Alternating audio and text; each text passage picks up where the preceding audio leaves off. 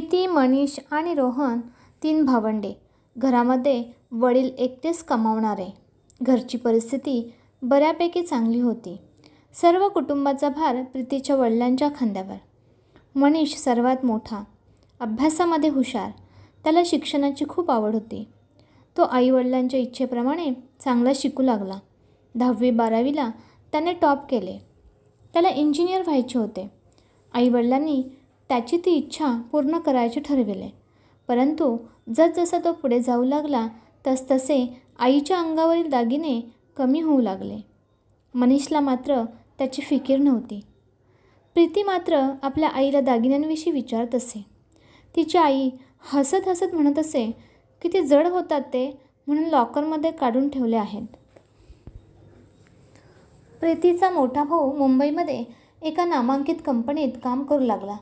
त्या दिवशी तिच्या आईवडील आणि घरातले सगळेच आनंदी होते. तिच्या वडिलांच्या चेहऱ्यावरील काळजीच्या रेषा मिटल्या होत्या. प्रीतीचे वडील आईला सांगत होते की मनीषने पैसे पाठवले तर आपण पहिले वॉशिंग मशीन घेऊ. तुझ्या पाठीत खूप दुखत असते, तरीही तू जमिनीवर बसून कपडे धुतेस. आई म्हणाली, नको, ते माझ्यावर सोडा. आधी बाहेरच्या लोकांचे कर्ज फेडू आणि मग तुमचे डोळे डॉक्टरांना दाखवून चष्मा बनवून घेऊ. मला माहीत आहे की तुमची नजर खूपच कमजोर झाली आहे. परंतु मनीषला जेव्हा पहिला पगार मिळाला तेव्हा मनीषला वडिलांना पैसे पाठवण्यापेक्षा ऑफिसच्या लोकांना पार्टी देणे जास्त महत्त्वाचे वाटले. त्याला स्वतःसाठी ब्रँडेड कपडे आणि मोबाईल घ्यायचा होता. त्याने वडिलांच्या खात्यावर फक्त 5,000 रुपये पाठविले. त्याला लॅपटॉप घ्यायचा होता, तसेच त्याला नवीन फ्लॅट देखील घ्यायचा होता. अशा प्रकारे त्याची लिस्ट वाढतच गेली. बघता बघता मनीषचे प्रमोशन झाले. त्यांनी स्वतःसाठी सगळ्या सुविधा प्राप्त करून घेतल्या. मनीषने त्याच्याच ऑफिसमधील एका श्रीमंत मुलीशी प्रेमविवाह केला. लग्न मुंबईमध्येच झाले. मनीषने लग्नाला साजेसे कपडे आणि तिकिटे सर्वांसाठी खरेदी करून घेऊन दिली. मुलाचे लग्न झाले म्हणून आई खूप खुश होती. वडील मात्र अस्वस्थ होते. मनीष आणि त्याची पत्नी निशा अमेरिकेला व्यवसायासाठी निघून गेले. वडिलांच्या डोक्यावर कर्जाचा बोजा वाढला होता. प्रीतीचा दुसरा भाऊ रोहनने वडिलांच्या खांद्यावर हात ठेवला. रोहन कॉलेजसोबतच पार्ट टाईम कंपनीत काम करू लागला. तो वडिलांना घरखर्चामध्ये मदत करू लागला. अचानक प्रीतीच्या वडिलांची नोकरी गेली. आता सगळा भार रोहनवरच होता. प्रीतीचे लग्न रोहनचा मित्र राजेशबरोबर झाले. तो शासकीय नोकरीमध्ये होता. आज त्याने स्वबळावर पदोन्नती मिळवली होती. रोहनचे लग्न झाले तेव्हा मोठी बहिणी निशा आलीच नव्हती. त्यावेळी निशा आई होणार होती. मनीष नाइलाजास्तव लग्नाला उपस्थित राहिला. रोहनची बायको सलोनी मात्र चांगली होती. अगदी मैत्रिणीसारखी राहायची. घरातील सर्वांची काळजी घ्यायची. राजेशची नाशिकहून नागपूरला बदली झाली तेव्हा प्रीतीने तिचे सर्व दागिने तिच्या आईच्या लॉकरमध्ये ठेवायला दिले, जेणेकरून तिला शहरात लॉकर मिळाल्यावर नेता येतील. लहान मुली सलोनी आणि रोहनला हे सगळं माहीत होतं. अचानक एके दिवशी वडिलांना या जगात एकटे सोडून आई निघून गेली. परंतु जाताना लॉकरची चावी तिने प्रीतीच्या वडिलांकडे दिली होती. त्यानंतर मोठी बहिणी निशा पहिल्यांदाच घरी आली. 15 दिवसांच्या शांती हवनानंतर वडिलांनी प्रीतीला हाक मारले आणि चावी दिली आणि म्हणाले, मुली, तुझे दागिने तू घेऊन जा. दुसऱ्या दिवशी प्रीती आईच्या खोलीत गेली आणि कपाट उघडू लागली.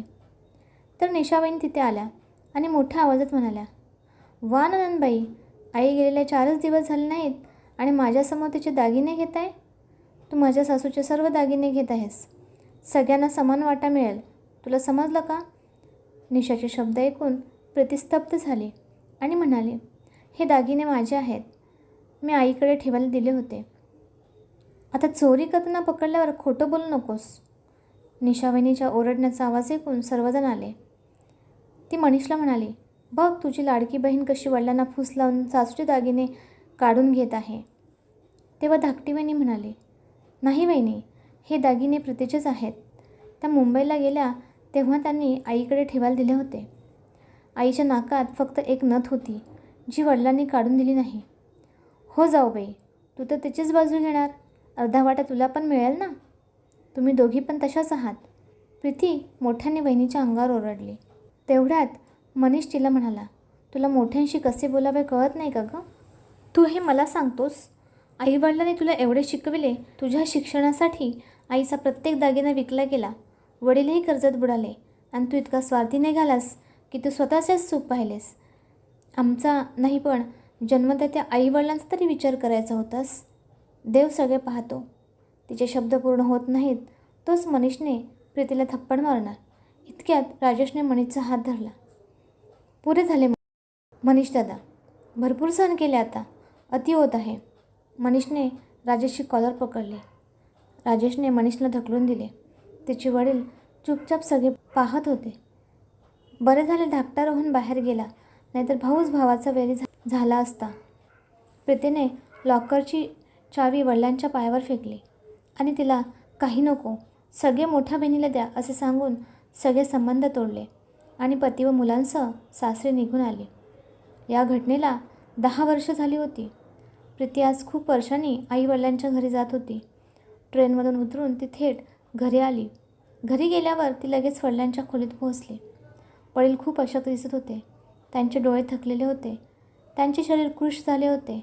त्यांच्या चेहऱ्यावर दुःख होते. कपाळावर काळजीची रेषा होती.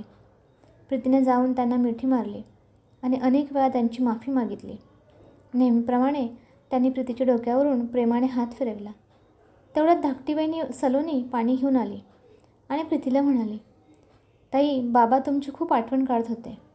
बाबांना भेटून झाल्यावर प्रीती फ्रेश होण्यासाठी परत गेली. आल्यावर पाहते तर एक मुलगा तिच्या वडिलांचे पाय दाबत असल्याचे तिला दिसले. सगळे नाश्ता करायला बसले. तेवढ्यात वहिनीने हाक मारली, जय, तू पण ये नाश्ता कर. जय आला आणि त्याचा आणि नाश्ता घेऊन आजोबांसोबत करतो असं सांगून त्यांच्या रूममध्ये निघून गेला. प्रीतीने सलोनी बहिणीकडे प्रश्नार्थक नजरेने पाहिले. वहिनी समजून गेली. ती सांगू लागली, हा मनीष दादांचा मुलगा आहे. इथे आल्यापासून तो बाबांची खूप काळजी घेत आहे. खूप गुणी मुलगा आहे. जय सांगू लागला, आत्या, मला माहीतच नव्हते की माझे कुटुंब एवढे प्रेमळ आहे.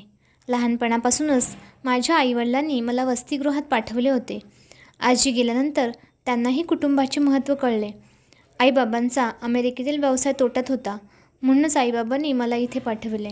इथे आल्यानंतर मला कळले की माझेही एक प्रेमळ कुटुंब आहे. प्रीतीच्या डोळ्यांतून अश्रू वाहू लागले. तिने जयला घट्ट मिठी मारली. दुसऱ्या दिवशी तिच्या वडिलांची परिस्थिती आणखीनच बिकट झाली. रोहनने मनीषला फोन करून सगळा प्रकार सांगितला. तोही पत्नीसह घरी पोहोचला. त्यांना पाहून प्रीती तिच्या खोलीत जाऊ लागली. तेव्हा मनीष दादाने प्रीतीचा हात धरला आणि म्हणाला, माझी बहीण मला माफ करणार नाही का? निशाबाईंनी प्रीतीला म्हणाली, प्रीती, माझ्याकडून खूप मोठी चूक झाली. मी तुझा खूप अपमान केला. आज मी मनापासून माफी मागते. प्रीतीने बहिणीला मिठी मारली आणि झाले गेले सगळे विसरून जायचे ठरविले. मनीष दादाने लॉकरमधून दागिने आणले आणि प्रीतीच्या हातात दिले. प्रीती म्हणाली, मनीष दादा, दागिन्यांचे काही नव्हते, पण तू माझ्या नवऱ्याचा अपमान केलास आणि वहिनीने माझ्यावर चोरीचा आळ घेतला, याचे मला सर्वात जास्त दुःख झाले. प्रीतीची दादा वहिनीने पुन्हा एकदा माफी मागितली. प्रीतीनेही मोठ्या मनाने त्यांना माफ केले. वडिलांच्या चेहऱ्यावर आज शेवटच्या क्षणी आपले कुटुंब एक झाले याचा आनंद होता. मंडळी, हा व्हिडिओ जर तुम्हाला आवडला असेल तर व्हिडिओला लाईक करा, शेअर करा आणि सबस्क्राईब करायला विसरू नका. धन्यवाद.